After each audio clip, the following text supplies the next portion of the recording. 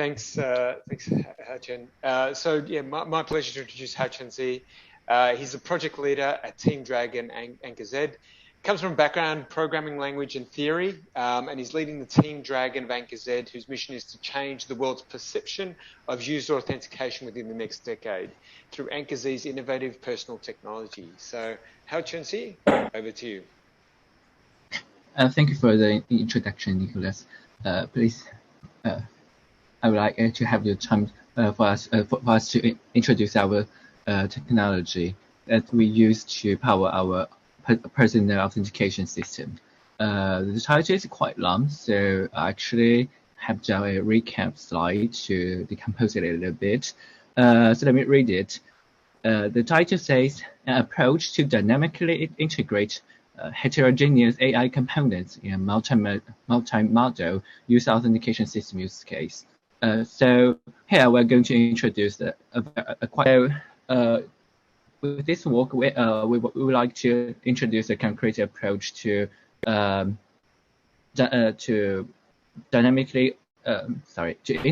dynamically configurable AI components, which could utilize very different underlying types of technology, which is applied to the specific application domain of multimodal user authentication. Well, our goal for this work is to achieve the ultimate goal of disease security, which is our core product, which says security should be both easy and robust for everyone at all the time. And in aiming that, we have come up with the idea of continuous user authentication, which basically defines what disease security is all to do. So the product disease security is basically anchors our company's personal authentication solution, which provides a continuous and background and multimodal personal authentication, which is optimized for user experience while not compromising security. Here, continuous means throughout the session, the authentication would be done throughout a usage session, which is in contrast to the usual way that authentication is done, which is only performed at the login time. And the second keyword, background, means that the authentication will happen mostly in the background and does not require active user interaction. And the next keyword, multimodal, means that the authentication system would combine multiple sensory sources and authentication methods with various modalities,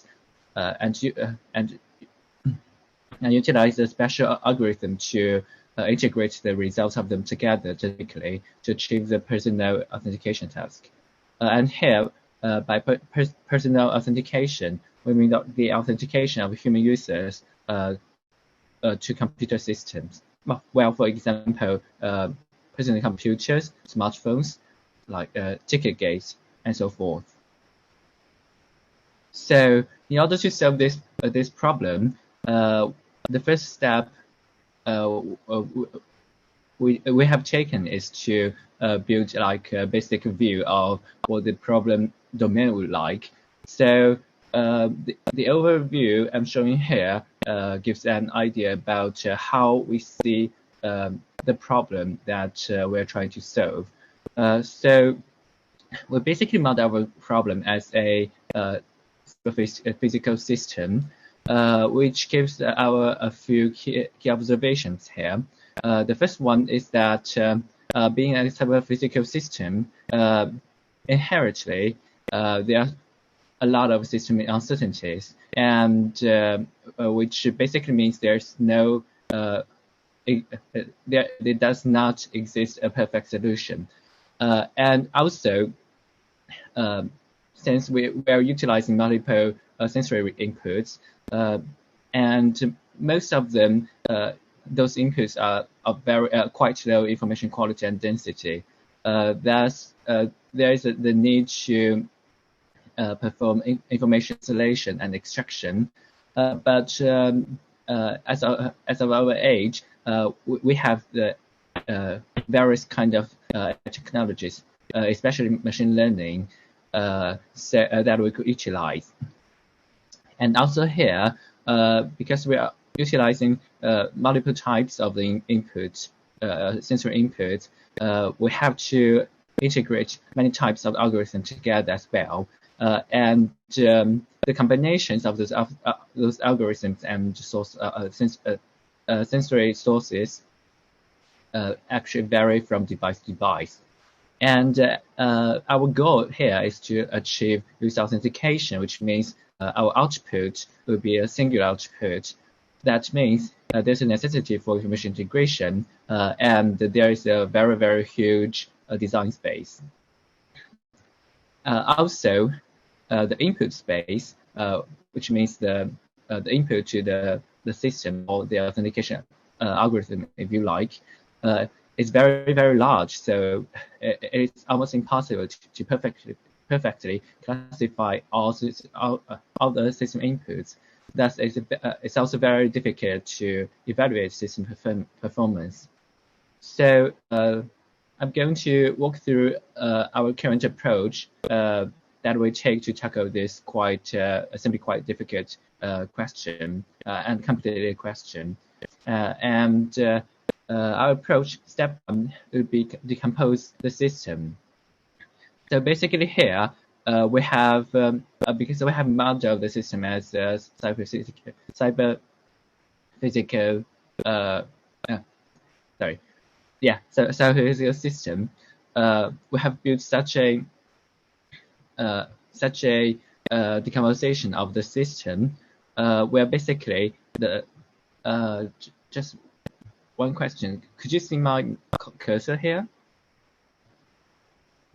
Yes. Yes, we can. Yes. Great, thank you.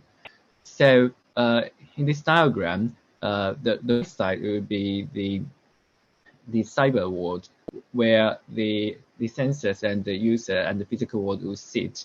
And here is the boundary between the physical world and the cyber world. And the left side would be the cyber world, which is basically some algorithm running on a smartphone or other kinds of information processing systems. So the core of this system will be put into this box, and this is all of the algorithms we have here. We are going to use to authenticate the user, including those elemental algorithms to interpret the sensor data, as well as the integration part that uses those the results of those algorithms. So we basically compose the cyber part as those four subparts. The first one would be the sensor interface, which is basically an abstraction of device sensors with well-defined interfaces.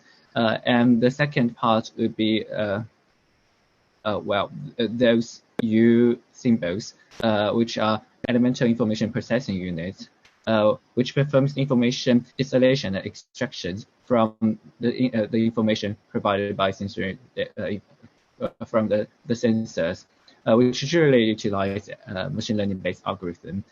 And to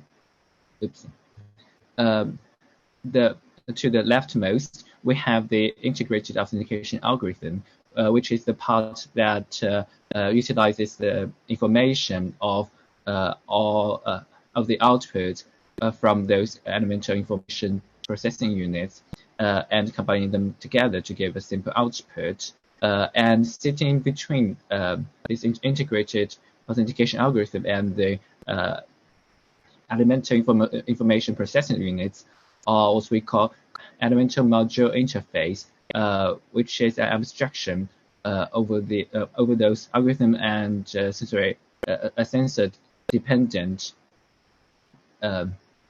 output of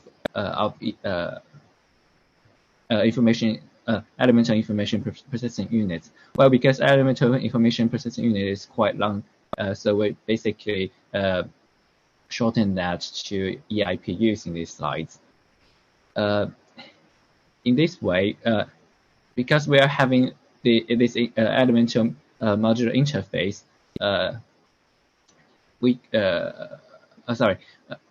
using this elemental modular interface, each EIPU will report its processing results as well as a lot of metadata, which including the authentication performance characterization, and as well as the quality indication of the underlying sensor data. For the second item, the performance characterization, you could mostly think of it being an DET curve, which gives you the relationship between FAI and FRR, and the quality indication of underlying sensor data, which usually just gives an abstract value of whether the collection was good or not. And with this decomposition, we have built the the main purpose of this decomposition would be the separation of concerns, because the original problem is quite huge and complicated. We have performed the separations to ensure technical concern separation and also business concern separations. So if you see here, this is the same diagram from the last slide, but we have colored those components in different colors. The green ones, the integrated authentication algorithm part and the elemental modular interface part are considered by us as the digital security core technology, and the orange ones, the sensor interface and the elemental information processing units one, are considered as pluggable and dynamically configurable. So in this way, technically, we have created a separation of concern, which makes it, which gives much cleaner design goals and performance measurements for each of those elements in the system, and also created clear boundaries for development work breakdown. Also, this provides well-defined boundaries. Also, this well-defined boundaries provides observability into the system, so it's much easier to understand what the system is doing, especially in debugging. And also, business-wise, this allows multiple parties to collaborate and co-benefit from using this type of system. And this provides users much broader choices across criteria like cost, performance, as well as security level. So upon this decomposition of the system, we have built the foundation of our core work. We're mainly focusing on this green part, but because we are building a total solution, we also have built other parts and put them together, which I will introduce at the end of this talk. So I was going to say, Haochen, you've probably got another 5 minutes or so. Yep. Oh, I'm sorry. Let me hurry up. Okay. Let me hurry up. So basically, for the integrated authentication algorithm part, we have created a probabilistic programming language DSL to author the integrated authentication algorithms, which provide us the ways to precisely evaluate the performance of the algorithm using stochastic methods. And also, we have developed a suite of the APIs, which we call them DZSpec, which defines the interface for each major sensor data classes or authentication modalities. And upon this foundation, we have created a free framework called ARUAR, Accumulated Registered User Absence Risk, which is a adaptive framework that basically have the design goals to be able to flexibly configure the EIP without the need to rewrite the integrated authentication algorithm and ensure necessary level of security while maximizing user experience and creates a clear logical link between those. Because I'm running out of time, I'm going to skip a lot of part of it. But basically, the way we achieve this is to separate the everything boils down to the central idea of separating the part that we have to do it correctly in order to ensure the security, and the part that you can provide a smart algorithm to make the system perform well in general, which is another level of separation of concerns. The site will be available later, so you can look at it over yourself to get a better idea. By putting it all together, we have built our first experimental algorithm that works with dynamically pluggable modules, which including facial recognition modules, location-based risk factor classification modules, fingerprint authentication modules, voice authentication modules, authentication, the password PIN authentication modules, as well as two-factor OTP authentication module. We have also benchmarked our performance, security, and also power consumption under a set of selected use cases. And since those algorithms are built upon our probabilistic programming language DSL DZPPL, we could perform evaluation of those algorithms in terms of security and user experience quite robustly and with relative ease.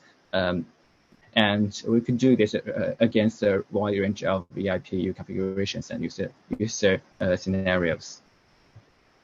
So with this technology, the current available digital security products uses a previous generation of integrated authentication algorithm that has to be carefully crafted for each individual combination of those EIPUs.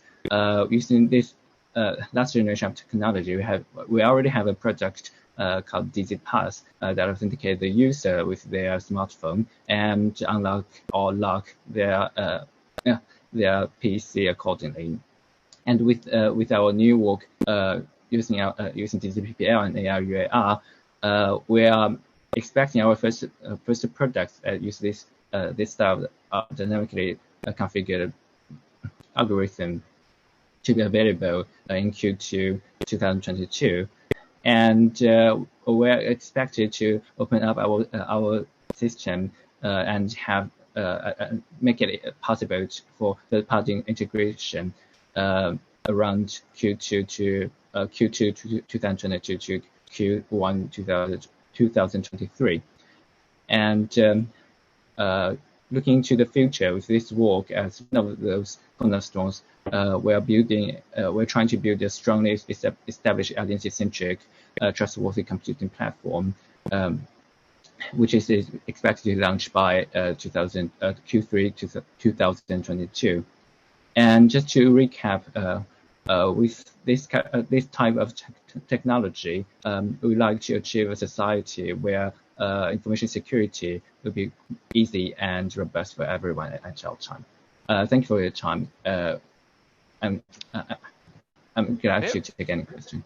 Yeah, fantastic, Haochen. No, I actually found it really interesting. I love this work of security and authentication and using biometrics to validate, let it be through your mobile phone or device, rather than having to remember passwords. And I noticed you also had two-factor authentication, so you've created a framework and a whole I guess, the whole, I guess, authentication model, which we can use cross-device, which is really fascinating. So thank you.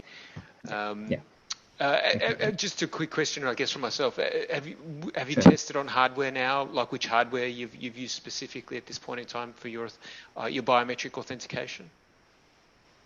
Yeah, so we have our previous generation of the integrated authentication algorithm, which is implemented Android and iOS and deployed into the field. So we do have implementation, real implementation at this moment. And we are also building a customized hardware which has additional sensors, which is set to be done by in the next few months, so we could have a better understanding of how this will perform in a not restricted environment like a established smartphone. So yes, we have done real world hardware tests with our previous generation. But for this new generation of algorithm, we are on the stage to perform experiments on those type of hardware. Fantastic. Yeah, I think covering some of the primary devices you mentioned there, iOS and Android, I think, especially in the enterprise world, right? Everyone's going to have one of those devices. And if you've got a framework that runs on top of that, then you're already... So yeah, this is really, really interesting. So thank you, Haochen, once again. Thank you to our strategic partners who supported us, especially some of the key partners here. We've got ARMF, who help with hardware and software. The what's called Edge Impulse for developers on the libraries. Qualcomm Advanced AI Research as well for their support in edge computing. Syntient around hardware and ML training pipelines. So definitely thank you as well. Platinum sponsors, Reality AI for advanced sensing with product and tinyML. Renesas for microcontrollers and microcomputers. Our gold sponsor, Sladen.ai, Adaptive AI for the Intelligent Edge. Maxim Integrated, enabling edge intelligent devices. Seed Hardware, who also had present today. I'll quickly go back to them. Thank you once again for all your support. SenseML, build smart IoT sensor devices for data. SynthSets, and our silver sponsors. So thank you once again. It's been a great few days. Look forward to 2022, as mentioned before, and hopefully see you at some of the future tinyML events. Thank you.